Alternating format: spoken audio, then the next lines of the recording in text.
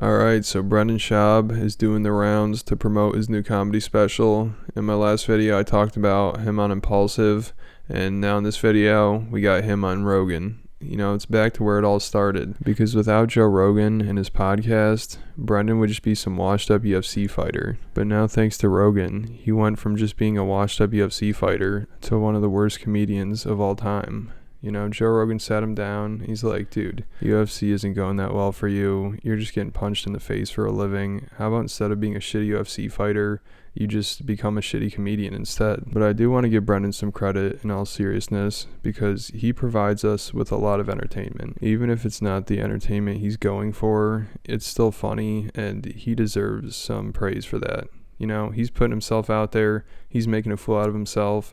And I gotta give him credit for that. And honestly, I think he'd be a much more likable guy if he was just a lot more humble and he played into the fact that he's a shitty comedian. Like, dude, why do you have to be taken so seriously?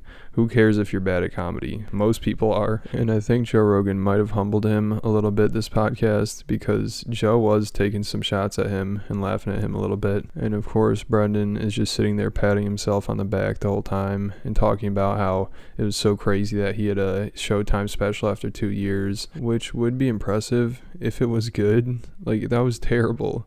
If anybody else was around the people he was around and had the promotion he had, they could put out a special too, and it'd probably be a lot better. Alright, so here's a clip from Brendan's recent appearance on the Joe Rogan Experience. Because Charlie Murphy was doing headline sets like right after he got into comedy. Also with you. Well, he did those Like a few years later, though, but that still. was a couple of years in. Still. But still. Beastie. Bold. Very bold. Dude, think about having a fucking Showtime special when you're 2 years in, dude. Yeah. It's nuts. Yeah, very bold. It's big balls, dude. At least Charlie didn't film his shit. Yeah. True. But he... Some say I have bigger balls.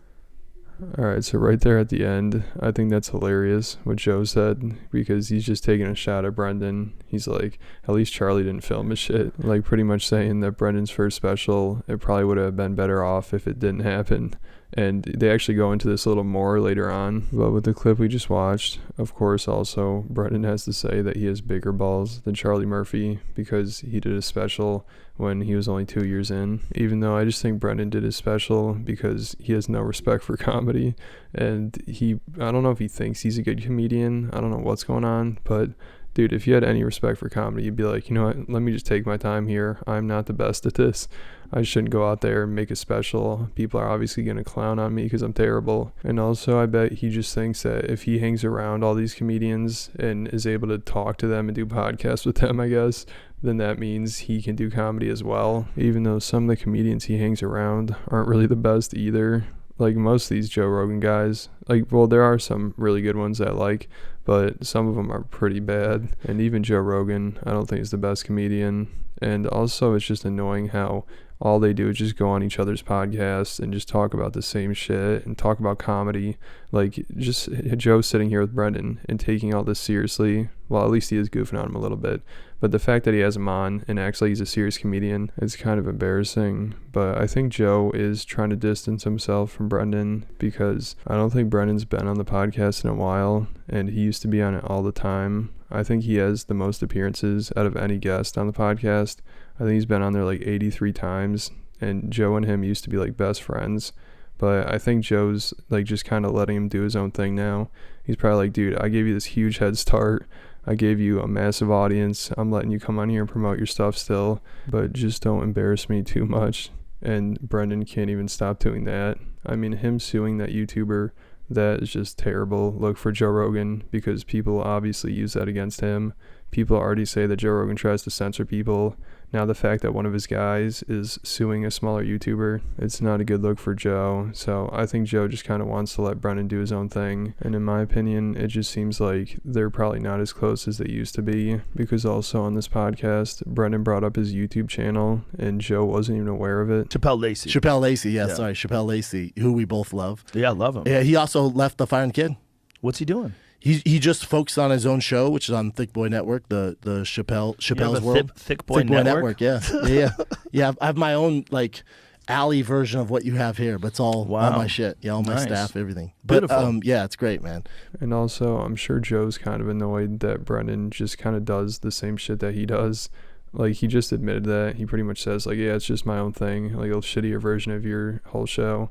You know, it's just like, and it's the same for a lot of other comedians.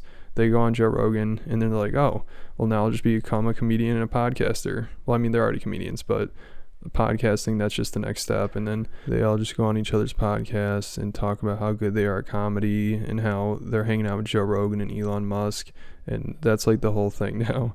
Like, that's all Brennan does. He went on Impulsive. He just talked about Joe Rogan and Dana White and Elon Musk. It's just all the same recycled stuff. Like, Brendan Schaub is just a low-end, very low-end version of Joe Rogan. But again, at least he does give us a lot of material to laugh at and like goof on. So I got to give him credit there. I'm glad he's still doing it, and I'm glad he's like enjoying it. Hopefully, you know, I hope he doesn't let this get him down, because he shouldn't. Like, I'm a YouTuber with less than 2,000 subscribers.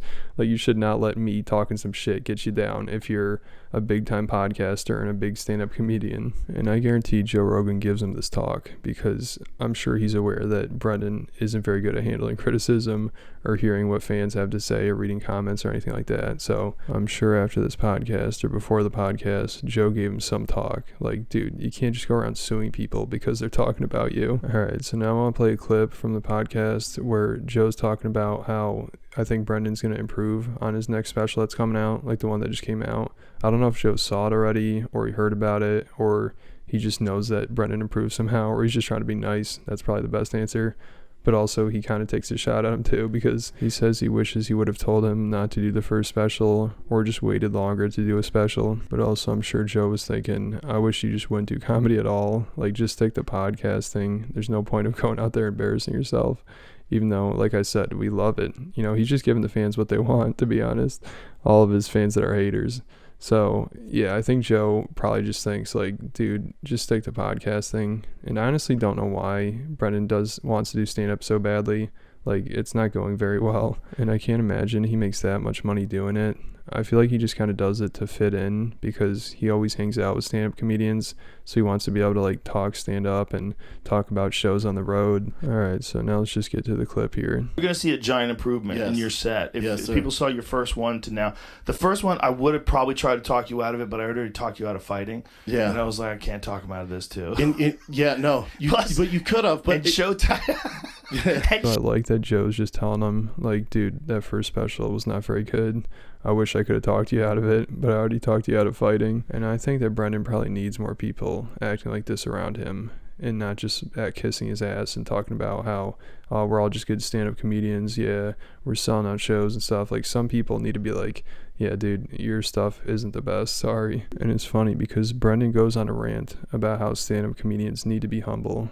Like, he brings up T.I. because I think he's doing stand-up, and he's like, dude, the best advice I could give him is just be humble. Like, do whatever you can to get shows. Act like you're grateful to be there.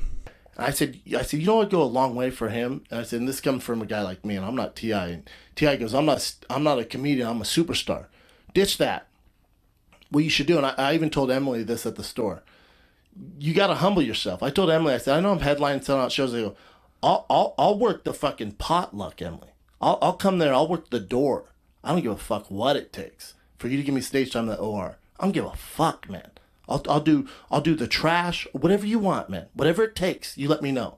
Let me know. I'll do it. I'll fucking scrub the floors for 5 minutes in the fucking OR at potluck. I don't care. You gotta humble yourself. If you're coming into it with already a built-in kind of fan base, and for him it's like, obviously he's a massive star, has some hits, right? Back in the day, had some hits. But then he's coming in, and not only is he coming in like the Laugh Factory and Comedy Store, which is a whole nother issue, but he's coming in there and he's bumping guys and running the light. So I think for him, he doesn't have anybody in his crew that knows comedy. If someone would come and go, hey, dude, it's fine, you're playing here, don't run the light, dude. Yeah, so I just think it's really funny that Brendan is saying this about other comedians. I feel like he has no self-awareness here.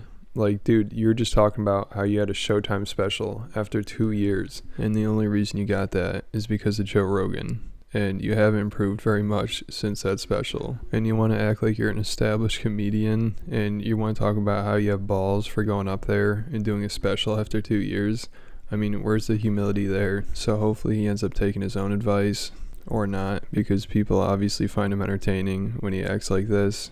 Like, people hate on him like crazy, but he's still doing it. He's still getting views. He's still going on Rogan. And at this point, it's almost like his comedy is so bad that it's good. Like, people will tune in just because it's terrible. Like, I think most of the people that were looking forward to this comedy special were just looking forward to it because it was so bad, and they just love watching the train wreck. So I think Brendan could put out a special like every year, and people would be like, you know what, I don't care how bad it is, I'm gonna continue to watch it. Alright, so that's about it for this video. Thanks for watching. Make sure you hit the like button, leave me a comment, hit the subscribe button, and I'll catch you at the next video.